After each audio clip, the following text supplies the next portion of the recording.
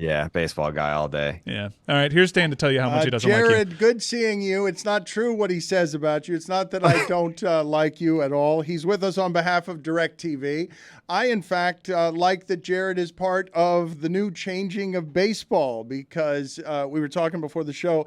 Elly De La Cruz has made it so Brian McCann no longer wants to watch baseball. Last night, they checked his bat in the second inning, and then the fifth inning, he hits a 450-foot home run. And I am now old enough that the manager of the Nationals, who will never have a player as good as Elly De La Cruz, is mad at Elly for his antics. You are part of the new generation of people covering baseball scientifically, well through the analytics, smarter about baseball than most sports have. And so I thank you for being on with us. And tell me about what you see happening in your sport, because it seems, as I see players celebrating in the dugout in ways I've never seen before, ethnic. It feels like the World Baseball Classic. What's happened, and it feels like it's happened in 6 months. Right. Yeah. No, Bryce Harper died for this. Like, that's essentially what we're talking about here. When Bryce Harper first came into the league and he had all that energy and excitement, and Cole Hamels threw at him and then admitted that he threw at him just because he plays with a certain energy. That's kind of was like the starting point. And now we're at a phase in this game where some of that older guard is being phased out. I think we saw Madison Bumgarner may have thrown his last pitch in the big leagues this season. So it's kind of like that type of player where it got passed down from generation to generation, where they maybe didn't even feel that way coming into the game, but it was just beaten into their brains as younger players. Like, hey, we don't do that around here. You mentioned the Brian McCann thing, the infamous battle with Jose Fernandez, RIP. Like, he was a guy that came into the league and he was what you're describing. I'm going to be me. I'm going to play the way that I want to play. I am who I am, but some players had an issue with that. And now we're kind of getting to the point where maybe so much players don't have an issue, but then Davey Martinez over there with the manager of the Nats, he's saying, yeah, good player, but he's been in the big leagues for 2 weeks, and I didn't love the antics. I'm not totally sure here, but I think I just detected a human emotion off of David Sampson. And I think it may have been Jose Fernandez being so colorful and dying that not only does it hurt David Sampson, but I'm guessing the Marlins, did the Marlins allow Jose Fernandez to be maximum Jose Fernandez? No, I do miss him, but what actually happened is he spat as he was rounding the bases, and Brian McCann had a real problem with that. And we spoke to Jose about it exactly after the game, that we tried to let Jose be Jose, but we fought with ourselves over it because it was too much, and it was impacting actually relationships in the clubhouse, and it was impacting his ability to be the best he could be on the field. So the issue with McCann happened, it was on the home run. You may remember when he spat. Is that the past tense of to spit? Mm-hmm. Spat. And we said, please do not ever do that again. But I do miss him. But I was not emotional about his death at that moment. I'm a big Jose Fernandez guy. I mean, that was his first big league home run. Big Jose Fernandez guy.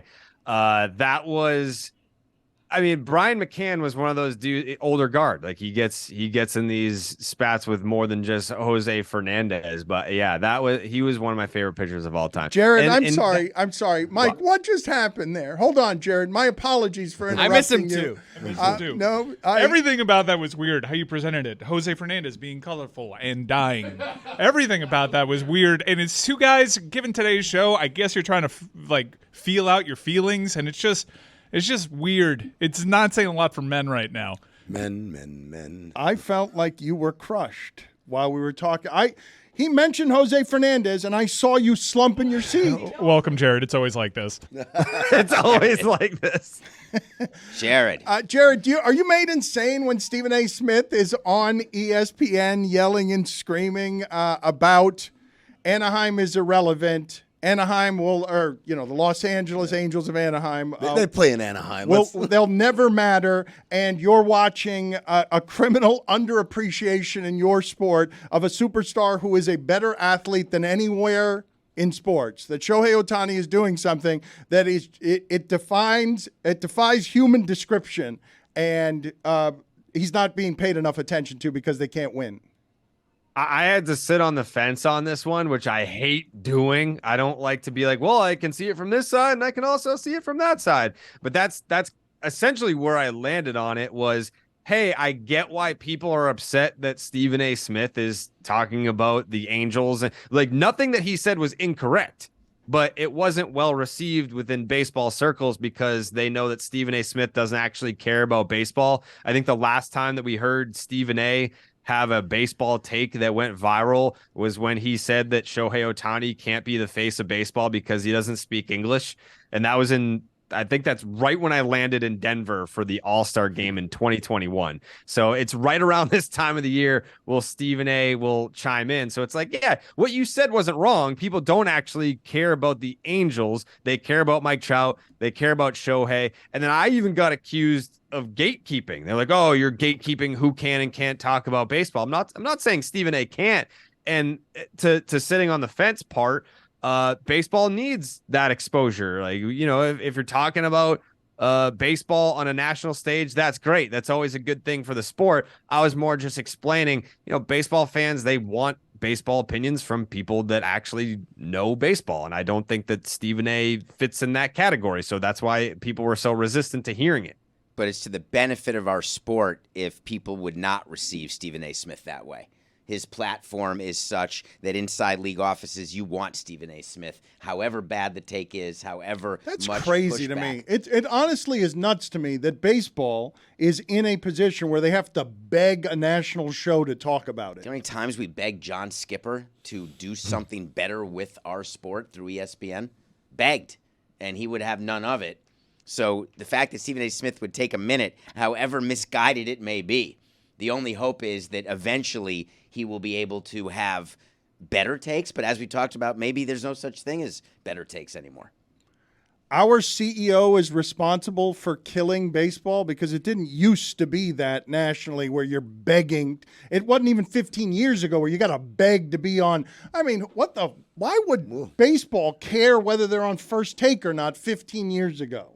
Absolutely. We cared about whether we be on the Deuce or on ESPN. Dan, it matters. It really does. It matters that the conversation is being had, regardless of whether it's being No, had what well I'm or not. saying is baseball was all over the network then. I'm saying it was Just all the game, so Dan, and people would they weren't getting new fans. If you look at the daytime approach of ESPN from a content standpoint, really only 3 sports mattered: pro football, college football, and the NBA. And they employed a lot of talents that were pretty ill-qualified to discuss anything else. Dan, think about highly questionable. The only time we showed baseball highlights was to show the ball hitting on Canseco's head. That is correct, but I'm responsible for it. But that show was for 8 years. I'm talking about before that. I'm talking about 15 years ago, 20 years ago. Mike, I saw in 1991 American Gladiators got a better rating than the NFL. Baseball was dominant back then. Yeah, but we don't have to. Thankfully, it's all been fixed with pitch clocks and the has removal been. infield shift. They did fix and it. Elly De La Cruz has fixed it. So, for as bad a job as Ron Manfred has done, his legacy might actually be, he kind of fixed it. Jared, did Rob Manfred fix baseball? He, for as hated as he's been for some decisions that he's made, you have to give him credit. I mean, people have been talking about baseball more this year for what they've done in terms of changing the game and all the rules. Like, I love it because I have a Red Sox podcast, but then I also have the national MLB podcast that I do. Mm-hmm. So I have to stay up every single night to watch these West Coast games. And I get to go to bed earlier because the games get over earlier. So I love it personally. But I think, I don't know how many new fans they're converting. I think when you talk about the rule changes, I don't know that that's bringing in newer fans, but Shohei Ohtani himself, that was one of the things that I tweeted the other day, was when he hit the home run in over the weekend, and it was 493 feet or whatever it was. That's one of the first times that I think I saw a highlight of a baseball player make it outside the baseball circle so that people that don't care or pay attention to baseball at all are like, this guy's the real deal. I keep hearing the name, but this might have been the first time that they're actually seeing him do what he does. And then that builds the intrigue. So it's not so much the rules. I think the rules are nice for existing baseball fans, but it is the Elly De La Cruzes and the Shohei Otanis of the world that are gonna get fans' attentions and say, I keep hearing about these guys, but this dude just hit for the cycle. I'm gonna check that out. He has blazing speed. He can hit the ball 118 miles an hour. That's the stuff that's gonna draw in new fans. So baseball got better because you get to go to sleep earlier? Yes, correct. For me, yes. Sleep is it's hard to come by. He is headed to Seattle for the All-Star game. He hosts the Name Redacted podcast and Baseball is Dead podcast for DraftKings. And again, he's with us on behalf of DirecTV. I'm on an island here. Do you see Moreno trading Ohtani? I think it's the right move. I don't think they pulled the trigger on it. I would be very surprised if they did, but it is the right thing to do. And I think that the Mike Trout injury obviously opens up the door for that, depending on how the Angels are playing over the next month, if they completely go into the tank. But even right now, like, they've fallen out of a playoff spot. They've got multiple teams in front of them before they can even get that last wild card spot.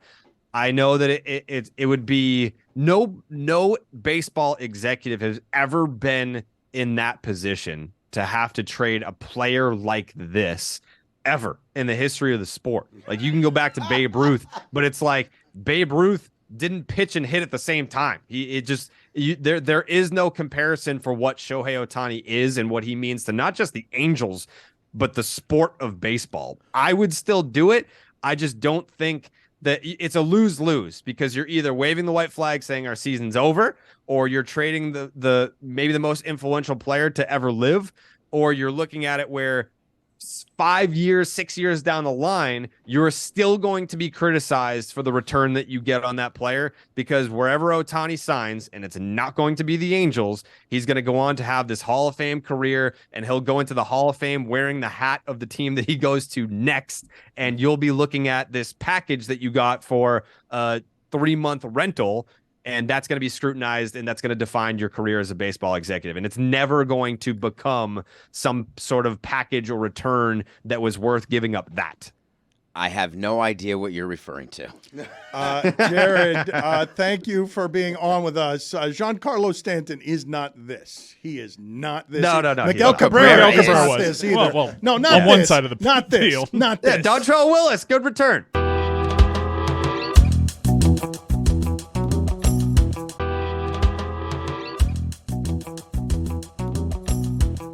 David Sampson is being meddlesome. Right before I turned the microphones on, he said to me, what are you laughing about? Because nothing is sacred, right? Nothing is like, hey, that was just a little mundane conversation we had. Like, everything must find its way on air. Well, but he said it right before we turned the microphones on, and I didn't know how much of it was even on air, whether he had said something that was on air or whether so. All right, wait, tell us what it was, and we can decide if it was newsworthy enough to bring it to air. Or meddlesome. He said that we should have all of the same cups up here on the desk. They should be because branded cups. he wants branded cups up here. Look, David Sampson has a lot of problems with how we're doing everything around here, including next week, Tahoe. Like, you should have heard him laughing during the break at what our Tahoe plan is, as Chris Cody complained that he doesn't get to go to Tahoe, but we're sending 70 people to Tahoe, and we're getting 2 minutes and 17 seconds of content from Stugotz in Tahoe. 3 days after they leave. They're going to be in Tahoe beginning Sunday, golfing, fooling around, and then maybe they'll belch out some content Thursday for 4 minutes. I don't have to defend our content strategy. I haven't seen David in the meetings, and I can guarantee you nothing could be further from the truth. How many hours are we looking at? In terms of content from there, hour 2 for the entire week will be carried by the Tahoe crew. Additionally, we'll get additional stuff for social and our YouTube channels and all that. To be fair, it seems as though that may not have made its way to the back row there, Chris. And the entirety of Friday's show. Well, Chris is also not in the content meetings. Well, Chris wanted to be in the content meeting. Well, he didn't want the content meeting. He just wanted to go to Tahoe wanted to go. and then Me complain too. about not going to Tahoe. He sent me a heartbreaking text last week. And trust me, I wanted Chris Cody to go. Chris has been there the previous 2 years. I had a blast with Chris out there. But given the arrangement of talent that we have and the way that the personnel look, there was just no way to bring Chris Cody out there. I thought in the one meeting that I was in, the one I didn't want to be in, I thought you and Jessica were going. No, Jess couldn't make it. She had to going she on has to stay vacation. back. Yeah, she Actually, though. No Golic Smetty. No off the looking glass. No DNF. A real vacation. No Le Batard I Show. changed my mind because it sounds like they're carrying the show next week. all Friday show, and there's going to be a lot of stuff out there that we're going to do. And my job really is to wrangle Stugotz, someone that is capable of sitting in this seat. Needs to be here, and it was either me or Chris. We were debating back and forth. Chris was on holiday, and this was the decision that was made. It was pretty heartbreaking, but Was it for whomst? I felt bad. I felt bad for Chris because I know how badly he wants to go to that. But I did remind him. Look, I've stepped away from this chair full time, and Chris, for the most part, has slid in, and sometimes that means not doing things you really want to do. I didn't go to the first Tahoe, and I've never covered a Super Bowl that's been outside of Miami. Never. I'd love to, but It's overrated. there's difficult decisions that come with sitting in this chair. It's amazing how backwards it goes here with how you assign staff to do it based on where they want to be and how sad it is when they don't get to go. Heartbreaking. Yeah, we should base it off of where people don't want to go and send them there. Yeah. Well, or we can actually do it based on what's best for the show. Well, that I was think what that will was do Mike's the most that content. rationale. that was People, that when was they're my told point. to go on business trips or to go do business, don't do it according to, they don't sign up and raise their hand. Hey, listen, I'd really like to go to this place. But we're also in the business of making things that are entertaining, and if someone wants to go somewhere to cover something, then it will be better content than if they're like, I'm not really sure if I'm right for this assignment. Yeah, we make the content decisions all the time. Chris staying back is a content decision because we need to make sure Miami is a huge part of the content that we're putting out next week. And we have to have peace of mind with the show running and the executive producing portion of it. And Chris is best suited with that given the personnel that we have next week. Or you're best suited wrangling Stugotz to try to get enough of a show to actually be helpful to those back here. Yes, on all fronts. Like it was entirely decided on myriad factors. I just want to be in Tahoe. I know. I understand. Here. I know. I get it. I know. And Chris, you can make a personal appeal. Hell, the decision was made last year that Chris wasn't going to the Super Bowl, and he made a personal appeal, and he found his way at the Super Bowl. And we try to navigate people's feelings. What was the personal Have you appeal that you texted made? Dan I yet, texted Chris? Dan. You texted Dan. That's Yeah. No, and The only part Stop the only part of this that is a little funny for me is it was pitched like Dan is going to need you in that seat, and then now it seems Dan's out next week. yeah. So I could have Well, probably. Wait a second. No, but it is. The old So, switcheroo. so it's funny. He that has a point. It is. Well, it's funny that you say all of that because David Sampson also has a point because in the name of sacrifice, guess who else wanted to be in Tahoe next week? Yeah, that would be me. Dan wanted to I, be I there. want- Really? if you said yes, we'd all be there. I heard. No. Why aren't we doing the show in Tahoe? Is it Hold too late? on, everybody. I wanted to be in Tahoe as well, and life has gotten really hard in a number of different ways away from here, and so I have to step away next week in overall. But yes, I would have loved in the middle of building a business to have a week in Tahoe with my wife.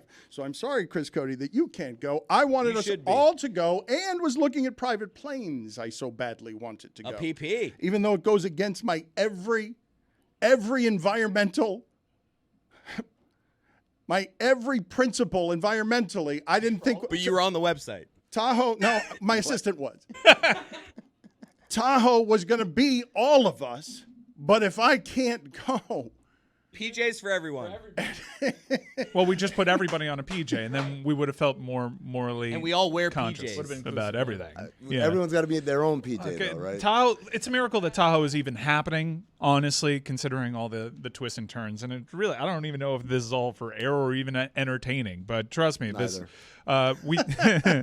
we're going to do our best out there, and we have a good content strategy to make sure that what's happened recently, where Dan turns on a microphone on Wednesday, throws up his hands in the air and says, "Where's my content?" doesn't happen again.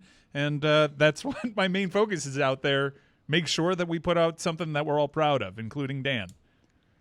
Is the choice private jet or coach? Is that how it works? What- What's the Metal Art travel policy? What's coach? I don't know. the Is that travel written? policy. Is there a God. travel policy? I wasn't even gonna. It wasn't gonna be Metal Art getting a private plane. It was gonna be me purchasing a private plane. for everybody I would else? love for Purchasing. you to talk to Oh, wow. Wait a minute. renting. I would love for the Adam McKay conversation after that. Your movie was really good about, the allegorical perils of climate change, but I got to take a PJ to Tahoe with my wife. Don't look up because you'll see Dan flying private. Oh, that's good. That's good. That's a good one. Dan would That's rent a good one, man. PB&J.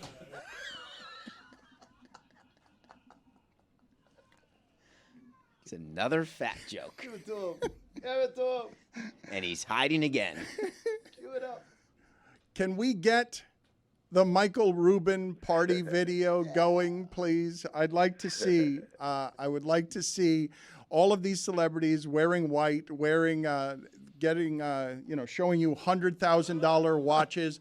Michael Rubin is the CEO of Fanatics. This looks like a music video that he has put out. He used to own a few percentage points of the Sixers. I've talked to him, he was like 16 years old, I think. Business mind from the beginning, where he, went into huge hundreds of thousands of dollars in debt at 16 selling jet skis because he's always been an entrepreneur and he knows how to sell things. And now he's the CEO of Fanatics, which is giant. It's a multi-billion-dollar company. And you see that video has every player. It looks like some party that you wouldn't imagine many people could summon this kind of Beyonce, Usher, this kind of cool, all the NBA players, Tom Brady. Dan, Sterling Shepard made it to the party? You think Dan could have gotten this party? Because obviously the rest of us couldn't have. I feel like Dan's the line. Is that why you're wearing white today? Drewski was there? Come on, Drewski's man. having a moment. I feel like if Drewski was there, man, I think Dan could get in there. No, shout out to Drewski. No, Drewski's Salute got to way Drewski. more social capital than Dan. Really? Way more. A lot more. Are you That joking? Google commercial really goes far, huh? Nah, man. He's a different He's kind of fame. everywhere. You know what I like about Drewski is that like his content, 99% is rated TVMA, but somehow like brands are like, yeah, I'll do. I remember like people were telling me like 8 years ago, like, yo, you can't tweet like that. Like no one's gonna want to use you for it. I'm like, oh man, but I like tweeting like the way I do. And now I'm watching like the most objectionable content come out on people's social, and yet brands want to collaborate, so they don't care. Shout out to them. Shout out to Drewski. Shout out to the whole party. Yeah, but Drewski's not a legacy media type that needs to be respected for his basketball takes. That's a good point. Did you guys notice that Jennifer Garner's daughter was there, and she looks exactly like Jennifer Garner? So much alike. Like that picture of Ben Affleck and J-Lo and what looks like Jennifer Garner, that's not Jennifer Garner. That's the kid. Carbon copy. I don't know. I'm player hating from the sidelines over here on this one. When they showed that slow motion video, I was just like, yeah, a little bit of a gag reflex. He Why? made that. That was his content from it. Oh, it was very professionally made. It was Our Tahoe videos will be better. Guys, Way it's, better. it's like a gender reveal video. Like, relax. It wasn't like great production value. They got a drone in had the a sky. fisheye lens. This is a Hype Williams Get joint. out of here! That's Like, a what good do you idea, think the though. budget was make for it a that party? gender reveal. for the Do something where you like drop colored powder on everyone's white shirts, and then you find out whose baby's what. Corden was there. Well said. I wonder if Ian Carmel was there. And if Ian Carmel was there, then I definitely could have been there. Dan's F1 outfit would have worked at that party. Absolutely. Chris, you were out of your mind and have never said anything dumber than "I'm the line" on that party. I think you could have got in. I mean, what's his name was there? Tobias Harris was Kuzma. there. I know he played for the Kuzma Sixers. was there. Come on, Dan. No, Kuzma deserves to be there. Nah, come on. He's Dan's a got more fashionable type. pull. Granted, no one would have known you there. Like, No, you that's would've not been- true. Wait, how much is your most expensive watch? That's the Oh, yeah, cutoff. that is a good point. I don't wear a watch. There you go. That's how you know We he's can really fix rich. that, Dan. We can fix that. There are a lot of $100,000 watches there. What answer Sampson's question? What do you guys think is the budget on that party? For the party, does he own the house? Yes. So so that's actually in his favor. Yeah, That's well, he just reapplied whatever budget he saved in circumventing the NBA salary cap by getting James Harden to agree to that ridiculous contract. I'm not bitter or anything. He had 0 to do with that. Pull. No, No. Very curious that James Harden signed a deal with Fanatics after Michael Rubin divested, and then the extension comes. Come on, man. I just realized this They're is that a open. Michael Rubin party and not a Rick Rubin party. Oh my God. Totally different party. Totally different I was vibe. like, why are there so many athletes there? So did you know which one Michael Rubin was? Yes, and I was like, oh, he got an invite. You know how you know it was in a Rick Rubin party? Nobody was barefoot.